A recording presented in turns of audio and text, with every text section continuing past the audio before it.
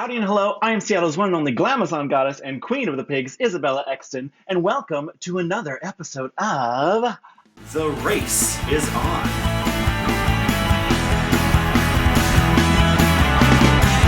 Today we are going to be discussing RuPaul's Drag Race Season 12, Episode 8, and it was the infomercial episode. I'm so excited for my guest that I have today. Because of social distancing, we are doing this via Skype. But please welcome the Demon Queen of Seattle, the one and only Bosco. Hey, Shalom sis, how you doing? Good, how are you? Oh, just wearing a vinyl leather jacket in my living room. Living the dream. Yeah, it's living room drag. That's what it is these days. But I am absolutely not in drag from the waist down, so I'm chilling there. Yeah, I mean, I am in a gown, but underneath the gown is only a bra. Perfect. If there's no bucks, there's no tux. I do not tuck for free. I don't either. And the other thing I don't do for free is nails. Factual. I don't even do them for money. I promised the coronavirus when she lifts and everything goes back to normal that I'll start wearing nails again, but we'll see. I might be a liar. Well, how has your quarantine been going? Are you staying busy or just relaxing? What's been your plans? A little bit of both. It kind of hit at an inopportune time for me. Not that it really affected anybody at a great time, but I was just kind of getting back into the swing of things and was really enjoying losing myself in my work. That way I could just kind of focus on that for a little bit. So the first few weeks of quarantine absolutely blew, and they're still not incredible, but I'm learning to kind of embrace the slowness a little bit more, luxuriate a little bit more in creating things, trying to enjoy the process, but it is definitely not the fantasy for me. I have to say, I love how digital drag has gone and how everyone's just okay, immediately we are going to embrace this medium and we're going to make the most out of it. But I cannot feel my fantasy in my living room on carpet dancing in heels. I can't do it. It's just not doing it for me. I know, it's definitely not the same thing, because, what I thrive off of is that, interaction with the audience. Video performance and stage performance are two very different Completely things. different beats. You cannot do, a 4-minute, ballad where you walk around and make eye contact and smell good on camera. That's not going to work. There needs to be concept. We do not have that level of multimedia quite yet. We can't be spraying the perfume out of their computer yet. Maybe we'll get there. Maybe that's what the corona is going to give us, is just 4D on our phones. I'm excited to see how Grindr works with that. We want scratch and sniff on our Grindr. Exactly. I need to know what I'm getting into here. Literally getting into. Ooh. Do you have any digital shows coming up? At the moment, I'm taking more time creating looks that can only exist within a picture, and just kind of relishing the fact that I don't necessarily have to perform. So maybe I can create art that doesn't need to be performed in. But I'm absolutely sure that won't last forever, and I'll probably be popping up on something soon. Let's go follow Bosco. Keep up with them. I'm excited to see the art that you're creating. I think you have such a unique perspective. Thank you. What about you? Do you have any shows upcoming? I'm posting this every week, this show. And then I'm posting some other stuff on my YouTube channel. And I've been doing the Lashes digital show every week, the Lashes Living Room Edition on twitch.tv/OurPlaceSeattle. Mom is I am ready to plug. Here are the games. I am always ready for a plug.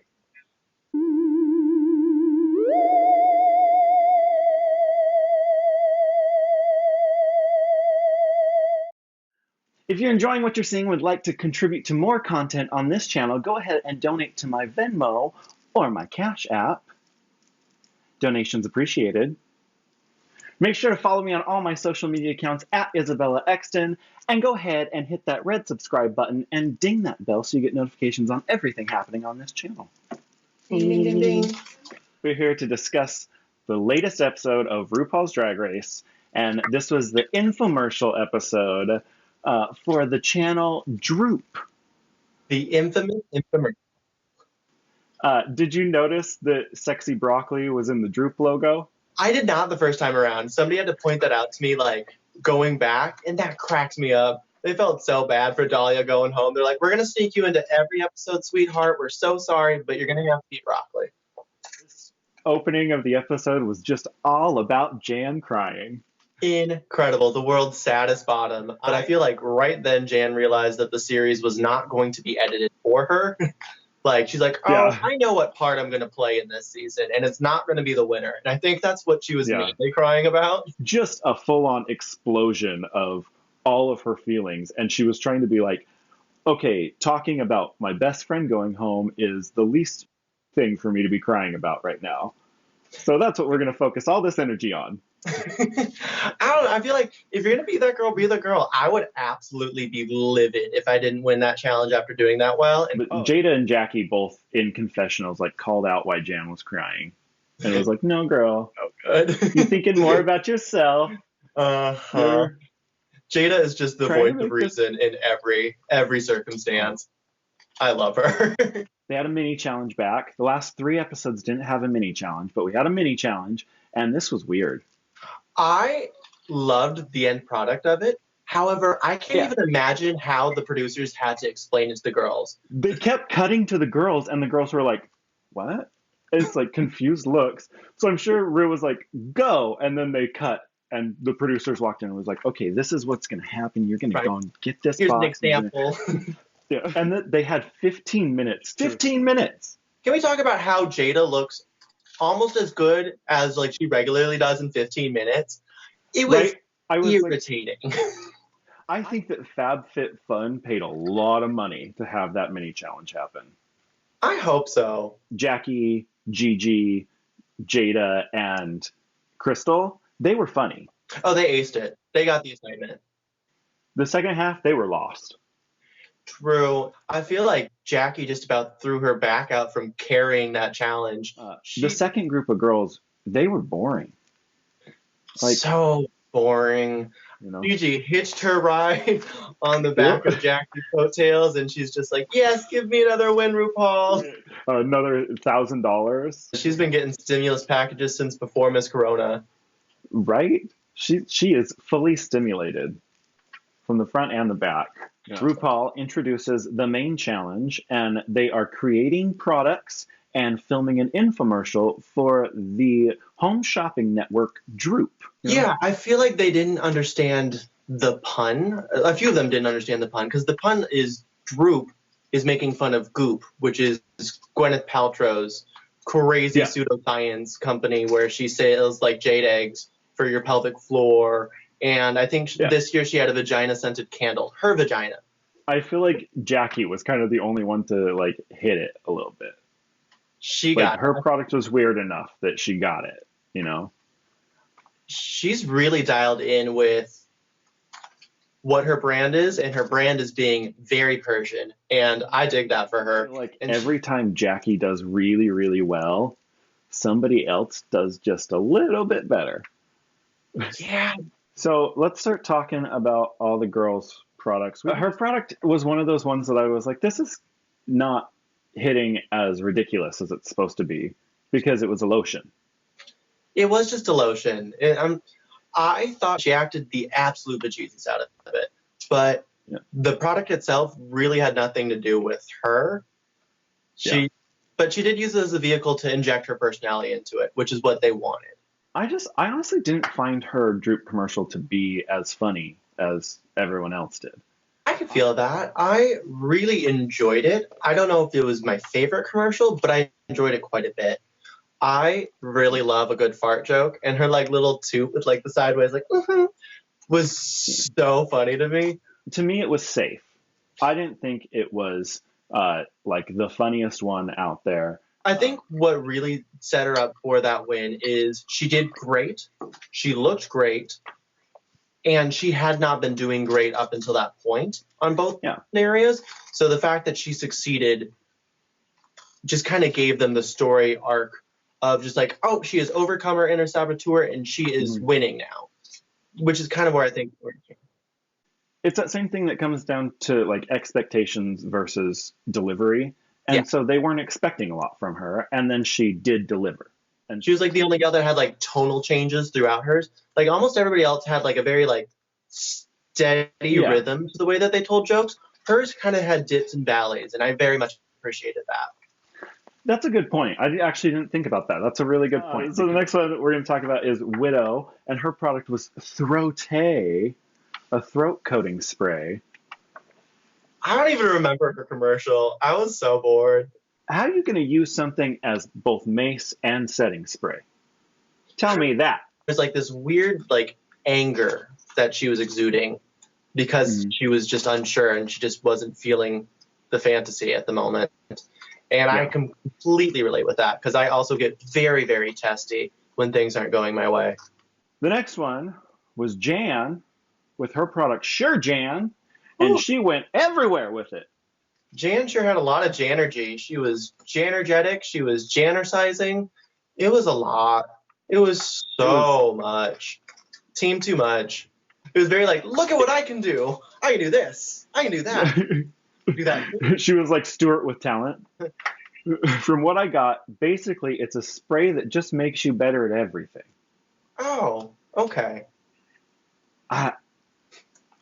Sure, Jan. Next up was Jackie with her Magic Carpet Merkins. Okay, when this started in her filming, I was getting so annoyed that Bob Harper just wasn't getting what she was trying to do. Who is he? He's like a health and fitness guru. I don't know why he was there directing. Yeah, that definitely means he cut out to direct the commercial. All right. He was nice, but I'm just like, you don't understand that she's trying to do a jump take. She brought up Barbara Eden and I Dream of Jeannie in their walkthrough. So how did it not like click to him when she like did that and was dressed as a genie that, oh, we're doing like dun dun dun dun dun dun, dun. I love Shaka Khan not knowing what a merkin is and still loving the commercial. I think she was so stoned. I think so too. Like she had no idea what was even happening. Mama was high as tits. I love them. Like they like go through all the judges' critiques for Jan, and hers is just a sound effect. Like, thank you, Shaka. Very enlightening. All right. I also loved that when Heidi walked the runway, Ru was like, Heidi is the new black. And then Shaka just goes, Heidi is the new black. Just repeated her. That dress is cut. It is cut. Did you hear? Cut. She was so like nice and warm and friendly and just like strikes me as like someone's like weird ass high hippie grandma that like stumbled on the TV. I live. But one of my favorite parts of Jackie's commercial was every time it cut to her going, for you. That was cute. That was so cute. It made it immediately memorable. Next up is Crystal with her magic mullet. I love Crystal Method so much. Everything about that commercial my favorite. Together. Oh my god. And shooting it was so funny, and the bumpers that they used for the episode in and out of commercial. And she's like, oh yeah, the magic mullet. So funny. And like they perfectly grabbed like all of the right like backgrounds and bumpers from like the 80s, like the weird like Taco Bell 80s like fluorescent color scheme moment going on. Yeah. And the shot of her hammering a mullet is one of my favorite parts of the episode. She is one of my absolute favorites. And it was so smart of her to go with the mullet as her product because Ru has been obsessed with her mullet. But yeah, I think Crystal was fucking hilarious and she should have won for sure. She was my number one. And then the next one was Gigi. This is the first time we've seen Gigi stumble with her product Good Night Bitch. I have some opinions about this one, honestly. Good. Girlfriend just straight up took Katya's commercial from All Stars 2 and repurposed it. Yeah, it was not good. It was not what I expected from her. And she didn't know how to take notes from Bob either. Like he would say like do this differently and she did basically exactly the same. And I think they should have gone on in way harder on her, and I honestly think she should have been in the bottom with Widow. Then next is Jada with the Luxuria tuck, the I tucking love panty. her. She was so fun and so smart to start it out with like, I'm Jada Essence Hall, terrible actress from Grey's Anatomy. Because it's always better to invite people to laugh with you, at you. Yeah. And her commercial was cute and funny, and like It had, like a was. lot of like fun sight gags with like the duct Yeah. tape. She was silly and goofy, understood how to like paste something. She knew RuPaul's favorite format for a joke. It gave Rue what she wanted. Like, if you know what's going to make Rue laugh, make Rue laugh. Yeah, Rue wants to laugh. not rocket science. So then the last one was Sherry. She did Aura Pie. It was fine. I didn't understand what the product was. Like, her material wasn't great, but her delivery was dynamite. Oh, her delivery is so strong because she's a very skilled and talented actor. Yeah. Terrible people can be talented. Onto the runway looks. We'll start out with Jackie. Jackie was in like the knee length, very 50s, very a Jackie O kind of a look. And she was acting down the runway. She was telling the story. I was into it. It wasn't my favorite, but I was definitely feeling it. She looked beautiful in it. I love that, like right below the knee cut of skirt, like that kind of like hobble skirt moment. I think it is so chic and so glamorous. So I really like the length. I'm not a huge fan when people wear a lot of black and then black hair. Like today, you broke up like how much black you're wearing by having this beautiful red wig on. Yeah. And I feel like you kind of get really weighed down if you're wearing black from head to toe. So I completely agree. I like a pop color with the black to kind of bring it out, you know. A focal point. Otherwise, you just kind of get lost in it. But I thought Jackie looked beautiful. It was very her character. She told her story and who she is. But it wasn't like the standout piece of the runway. And Jan was next. This was I thought it was beautiful, but again, it was Jan doing extra. I don't think she needed as much as she had around her face.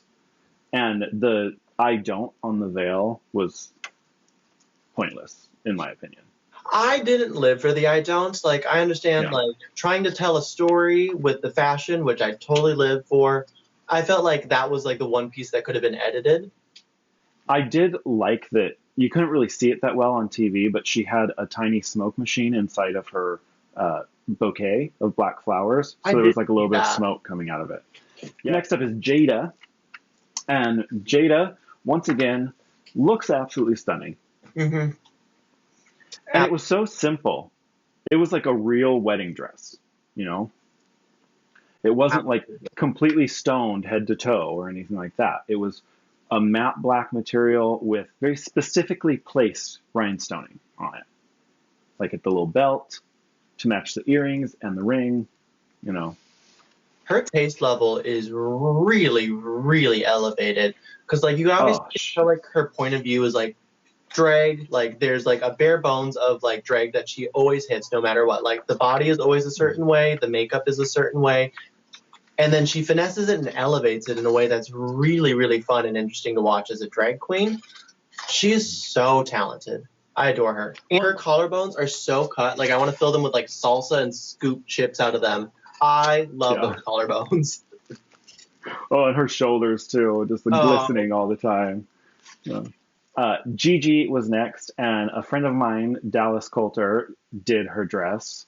And it was absolutely stunning. Oh, it was beautiful. It was breathtaking. I love that classic Dior moment where it's just like, boom, boom, that perfect little like black and white. I think the original is like black and white, and they have like a little like basket bucket heads situation going on. Such an iconic look, and then she just took it and made it so romantic, so dreamy. And I love that she just did the little sheer glove with just the tiny little engagement ring on it. That was all the accessories. No. It was stunning. After that was she had like the undead bride thing. Loved it. It was pretty. She looked great. I loved the story. I love like the full like Victorian goth moment. Yeah. It just makes me even more sad every time I see her succeed. After that was Heidi. This was the best runway Heidi has ever had, in my opinion. By far, the cut of that dress was so pretty. I love like a cowl moment. Oh, So that's huge. dynamic, dramatic, very, very flattering. The dress was the right length. Everything was beautiful and like steamed and sparkling in the right spots. Once again, would have chosen a different hair, but that's me nitpicking. Yeah. Love the dress. I would have chosen a different hair, and I would have chosen a different veil. I didn't like her veil. She just had like a little tiny thing that wasn't very sheer, and she walked out and instantly flipped it up. Oh, was that the little clip thing that she had in her hair? Yeah. Like, oh, yeah, that clip was kind of ruining it for me because I didn't understand what it was. That makes sense. Yeah. So next was Widow. I thought Widow looked really good on the runway. I didn't like the makeup. The makeup? I did not like it at all. I didn't love the veil on this one either. It was an interesting idea to do the crystal veil. It just wasn't big enough to have enough of an impact, in my opinion. I could see that. I bet that would read incredible on stage versus TV. Yeah. I bet on stage that would be so sickening. On TV, it doesn't. Rhinestones don't sparkle the same way. Yeah. So it might have the just lights aren't not as bright done when it. you're filming TV. The mug just felt like a second thought. It felt like a mug that she'd like thought out in her head. And she's like, oh yeah, I'll do some squiggly bits here and it'll look creepy and it'll be fine. And the last one was Crystal coming down the runway. Loved it. This was my favorite look on the runway. The full like Winona Ryder and Beetlejuice, who actually ended up dying and then dug herself out to be in the Thriller music video. Yeah. Oh, it was great. And the dust coming out of her hair, the makeup was perfect. The little spikes in the bangs, like it was great on the runway, but also very smart, like budget wise. It was a white wedding dress that she spray painted black. Told a story. So smart. Functional. Yeah. You don't need custom pieces to look great. They got to the deliberation. They asked the dreaded question of all the girls, who should go home tonight? They all answered Widow, except for Widow. She answered Jan, but she kind of answered herself because she was like, the only video that was as bad as mine was Jan's. So she kind of put herself down there too, you know. And then the top four were Heidi, Jackie, Crystal, and Jada.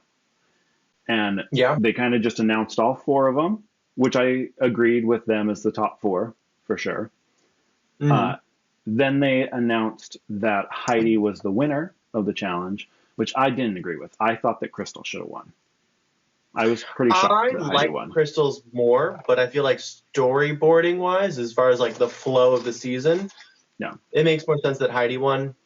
And then the bottom four was Jan, Sherry, Widow, and Gigi. And Sherry was kind of like the middle of the road one. Comes down to Jan, Widow, and Gigi in the bottom three. And this is the first time that Gigi's been down there. It's the first time that she's got negative critiques. Like, we got to watch Gigi sweat a little bit. I liked it. I honestly think she should have been in the bottom two because, like, as I said before, her ad was a straight up rip from Katya's ad, except not funny. And then the bottom two ends up being Widow and Jan. They go head to head, doing the song "This Is My Night" by Shaka Khan. Without saying, she's like, I am awfully Caucasian to be going up against her in this particular song. And Shaka Khan's like over there, it's like, Widow, here's my phone number. Call me if you need anything later. One thing that happened in Untucked that I thought was really cool was Widow went up to Jan and was like, if it is us, let's give them a reason to keep us both. And I'll tell you what, Widow turned it. Oh, absolutely. She bodied Jan. I think that Jan panic performed. Oh, absolutely. So, of course, Widow wins. Jan goes home. So we've now made it to our episode wrap-up. It is time for the gift, the gag, and the goop. The gift is your favorite moment from the episode. The gag is the most shocking moment from the episode. And the goop is the shadiest moment from the episode. So what was your gift from this episode? The gift of Crystal Method, probably. She's just a gem, isn't she? Just an absolute present. Great gift. My gift from this episode was Widow's performance in the lip sync. because she slayed that lip sync. So what was your gag, the most shocking moment from the episode? I was pretty gagged by Heidi winning. Yeah. That definitely kind of like, oh, good for her. I didn't see that coming. I thought she'd kind of run out of speed a little bit. Like, was continually likable and doing an okay job, but I didn't think she had like a win coming up for her in the season. So that gagged me. Yeah, that was definitely my gag as well, because I did not think that she should have beat Crystal or Jackie. So what was your goop, the shadiest moment from the episode? I don't know if this is like on purpose shade by like the show itself, but there's this thing that drag queens from New York always do, and whenever they're on stage and they know they have to perform, they put on those stupid, ugly 2.5-inch character heels, and I despise them. And you know that girl's in trouble the moment she puts on her character heels. My goop from the episode was when Rue was doing the walkthrough and went up to Widow and was like, so you won one challenge, but then you haven't done good since. It was just like, no. It was like, so you impressed me one time. Was it a fluke? Yeah. Well, I want to thank you so much for joining me. Make sure to follow Bosco on all of their social media accounts. This is Bosco. And if you like what they're doing, go ahead and send them a tip on Venmo. Thank you so much for joining me, Bosco. I really appreciate you coming on the show, talking some tea about RuPaul's Drag Race. I am looking forward to seeing all of the new art that you are creating right now during this time of quarantine. Thank you so much, sis. It's been really lovely to hear from you. I am so thankful to be a part of this. It's really, really cute. It's been really fun to talk to somebody about the episode. I can't wait until all this is over and I can come see you perform sometime. Maybe we could do a show together at some point. That still hasn't happened, and it's definitely overdue. Yeah. If you like what you're seeing and you want to help me produce bigger and better content here on YouTube, go ahead and leave a tip on my Venmo or my Cash App. It is greatly appreciated. Make sure to follow me on all of my social media accounts at IsabellaExtynn, and hit that red subscribe button and then ding that bell to get notifications on everything happening on this channel. I've got new videos that I'm posting every single week. Thank you all so much for joining, and come back next week when I'll have a brand new guest to be talking about episode 9 of RuPaul's Drag Race. So I'll see you soon.